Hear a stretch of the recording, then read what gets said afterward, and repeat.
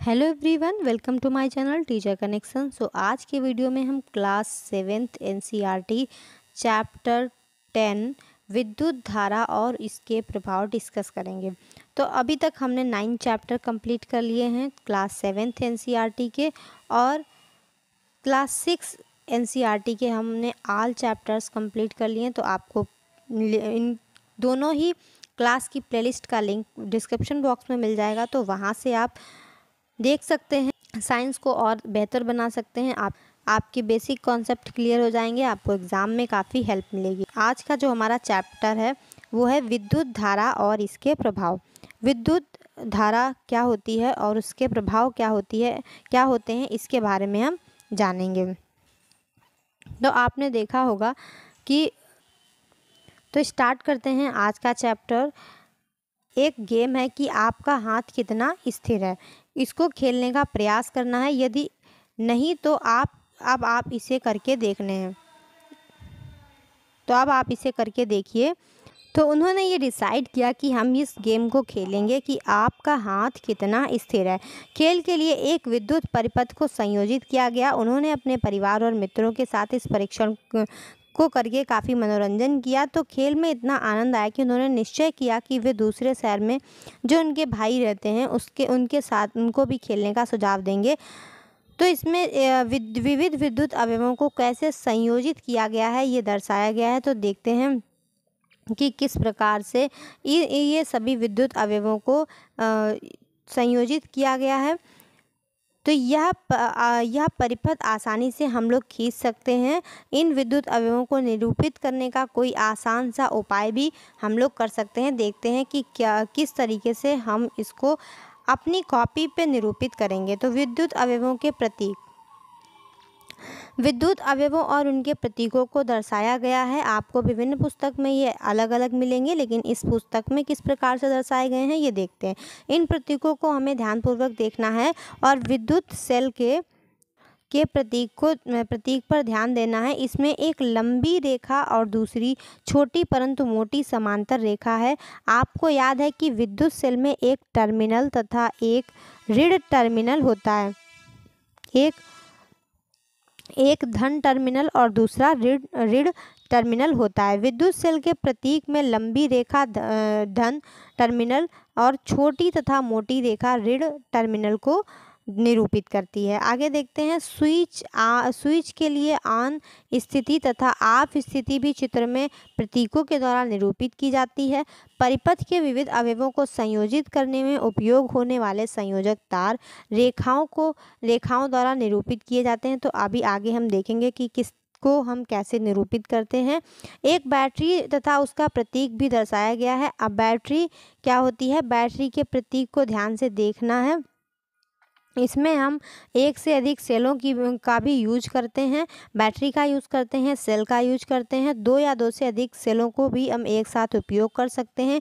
एक सेल का धन टर्मिनल दूसरे सेल के ऋण टर्मिनल से हम संयोजित करते हैं, मतलब उसको जोड़ते हैं। दो या दो से अधिक सेलों के इस प्रकार के संयोजन को हम क्या कहते हैं, बैटरी कहते हैं। दो या दो से अधिक जो सेल होते हैं इनका जो संयोजन होता है वही बैटरी कहलाता है। तो विद्युत परिपथ के कुछ अवयव हैं और उनके प्रतीक हैं। देखते हैं। पहला है विद्युत सेल। तो ये जो विद्युत सेल है इसका प्रतीक है ये। तो आप इसको ध्यान में रखिए, जब भी हम इसको संयोजित करेंगे या बनाएंगे तो ये हमारा विद्युत सेल का प्रतीक हो गया। विद्युत बल्ब इस तरीके का इतना बड़ा था, तो हम इसको कैसे बनाते, तो ये भी हमारा इस तरीके से हो गया विद्युत बल्ब। आगे हम देखते हैं स्विच ऑन की स्थिति। स्विच ऑन मतलब दोनों परिपथ बंद है, तो ये स्विच ऑन की स्थिति हो गई। और स्विच ऑफ की स्थिति मतलब इस तरीके से ये खुला हुआ सा है, तो ये स्विच ऑफ की स्थिति हो गई। अब बैटरी को हम बनाएंगे, तो बैटरी, इतनी बड़ी बैटरी को हम कैसे प्रतीकों द्वारा दर्शाएंगे, तो इस तरीके से हम बैटरी को प्रतीकों द्वारा दर्शाएंगे। तो आप भी ये सब प्रतीक प्रैक्टिस करके देख सकते हैं। संयोजी तार को हम एक सीधी रेखा से दर्शाएंगे। तो टार्च है, ट्रांजिस्टर है, रेडियो है, खिलौना है, टीवी रिमोट कंट्रोल जैसी कई युक्तियों में बैटरी का हम उपयोग करते हैं। किसका उपयोग करते हैं? बैटरी का करते हैं। कुछ युक्तियों में विद्युत सेलों का सदैव चित्र के अनुसार एक के बाद दूसरे को नहीं रखा जाता है। कभी कभी सेलों को एक के बाद एक साथ दूसरे को सटाकर भी रखा जा सकता है। तो 2 सेलों की बैटरी इस प्रकार होती है और 4 सेलों की बैटरी इस प्रकार होती है। तब फिर सेलों के टर्मिनलों को हम संयोजित करते हैं। किसी भी युक्ति में बैटरी वाले खाने को हमें ध्यान से देखना है।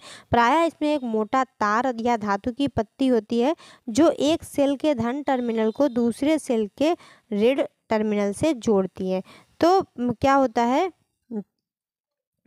धातु इसमें प्रायः एक मोटा तार और धातु की पत्ती होती है जो एक सेल के धन टर्मिनल को दूसरे ऋण टर्मिनल से जोड़ती है। बैटरी के खानों में सेलों को सही ढंग से रखने के उद्देश्य से अपनी जो सहायता है उसके लिए क्या करते हैं, इसमें हम प्लस और माइनस का चिन्ह लिख लेते हैं। क्या करते हैं? प्लस माइनस का चिन्ह लिख लेते हैं। तो बैटरी बनाने के लिए 2 सेलों का एक साथ संयोजन करना क्या कहलाता है? बैटरी कहलाता है। तो ये 2 सेल हैं जिनका एक साथ संयोजन किया गया और हम इनको बैटरी बोलते हैं। तो बैटरी बनाते समय आपको किस प्रकार सेलों का संयोजन करना है? हमें लेना है लकड़ी का एक गुटका, लोहे की 2 पत्तियाँ और रबड़ के छल्लों का उपयोग करके एक सेल होल्डर बना सकते हैं। यह आवश्यक है कि रबड़ के छल्ले धातु की पत्तियों को कसकर जकड़ लें। ऐसा क्या आवश्यक है कि रबड़ के छल्ले धातु की पत्तियों को कसकर जकड़ लें। तो ये है सेल होल्डर, इस तरीके से बनाया गया है। आगे देखते हैं। 2 या 2 से अधिक सेलों की बैटरियां बनाने के लिए आप सेल होल्डर बाजार से खरीद भी सकते हैं। सेलों को उचित ढंग से इस प्रकार व्यवस्थित करना है कि सेल का धन टर्मिनल दूसरे सेल के ऋण टर्मिनल से संयोजित हो जाए। सेल होल्डर की धातु की 2 क्लिपों में प्रत्येक के साथ तार का टुकड़ा हम लोग संयोजित करेंगे और अपनी जो बैटरी है वो उपयोग के लिए तैयार हो जाएगी। तो इस एक और प्रकार का सेल होल्डर बनाया गया है, मार्केट में आते हैं। किसी बैटरी को निरूपित करने के लिए उपयोग किए जाने वाला प्रतीक दर्शाया गया है। तो ये जब सब सीटेट में थोड़े थोड़े क्वेश्चंस यहाँ से पूछे जाते हैं, बहुत ज़्यादा नहीं पूछा जाता है। प्रतीकों का उपयोग करके किसी विद्युत परिपथ का आरेख खींचना है। तो हम आगे देखेंगे कि ये आरेख कैसे खींचते हैं। पहली तथा पूछो जानना चाहते हैं कि ट्रकों या इन्वर्टर में उपयोग होने वाली बैटरियां भी सेलों से बनी होती हैं क्या? तो या फिर इन्हें बैटरी क्यों कहते हैं? क्या आप इस प्रश्न का पता लगाएंगे? तो ये बैटरी भी, ट्रक की बैटरी, इसका कार चित्र, तो ये किससे बनी होती हैं, हम ये भी जानेंगे। या आप लोग कमेंट बॉक्स में ज़रूर बताइएगा कि ये किस प्रकार की बैटरी होती हैं जो ट्रक वगैरह में लगी होती हैं। तो अब हमें बनाना है एक बल्ब को दीप्त करने के लिए, मतलब उसको जलाने के लिए हमें क्या करना है? बल्ब केवल तभी दीप्त होता है जब स्विच ऑन की स्थिति में होता है। जैसे ही स्विच ऑन की स्थिति में पहुंचता है वैसे ही बल्ब जल जाता है या दीप्त हो जाता है। तो ये है एक विद्युत परिपथ, ये है स्विच ऑन की स्थिति और ये जल रहा है बल्ब, ये बैटरी। तो इसको अब हम एक डायग्राम में निरूपित करेंगे। किसी विद्युत परिपथ की प्रतिलिपि अपने नोटबुक में बनानी है अगर, तो विविध विद्युत अवयवों के जो प्रतीक थे हमें उनका उपयोग करना होगा जो हमने अभी पढ़े हैं। विद्युत परिपथ का आरेख तभी बन पाएगा। तो ये इस तरीके से हमने बनाया, switch on, bulb, bat, cell, इस तरीके से हमारा क्या बना? विद्युत परिपथ का आरेख बना। तो ये सब कुछ हमने बहुत अच्छे से पढ़ा है। प्रतीकों का उपयोग करके विद्युत परिपथ का आरेख खींचना काफ़ी आसान हो जाता है, इसीलिए सामान्यतः हम विद्युत परिपथ को परिपथ आरेखों से निरूपित करते हैं। एक अन्य विद्युत परिपथ आरेख दर्शाया गया है। तो दोनों परिपथों में क्या अंतर है ये भी देखेंगे। ये एक अन्य विद्युत परिपथ आरेख है। अब इसमें क्या हुआ है, वो स्विच ऑन था और ये स्विच ऑफ है, बाकी सारी चीज़ें सेम है। तो इस तरीके से हमने देखा कि क्या विद्युत अवयव होते हैं, उनके जो बैटरी हैं और स्विच है और उनका जो आरेख किस प्रकार से बनता है और किसका क्या डायग्राम, क्या किसको हम किस विद्युत प्रतीक से किस प्रतीक से डिनोट करते हैं ये भी हमने देखा। विद्युत परिपथ में एक बल्ब कैसे दीप्त होता है ये भी देखा। और बल्ब कब स्विच ऑफ और ऑन की स्थिति में होता है ये भी देखा। बल्ब में एक पतला तार होता है जिसे हम तंतु बोलते हैं और इसे हम फिलामेंट भी कहते हैं। यह तभी जलता है जब इसे विद्युत धारा प्रवाहित होती है। तो बल्ब तभी दीप्त होता है या जलता है जब इसमें विद्युत धारा प्रवाहित होती है। और बल्ब में क्या होता है, फिलामेंट होता है, तंतु होता है।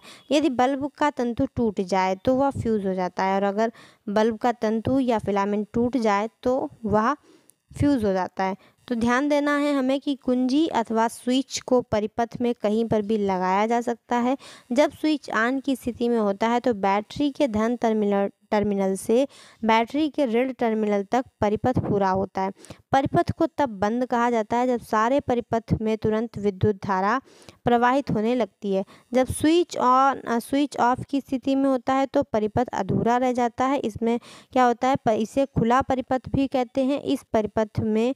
इस स्थिति में परिपथ के किसी भी भाग में कोई विद्युत धारा प्रवाहित नहीं होती है। तब क्या होता है, कोई भी विद्युत धारा प्रवाहित नहीं होती है।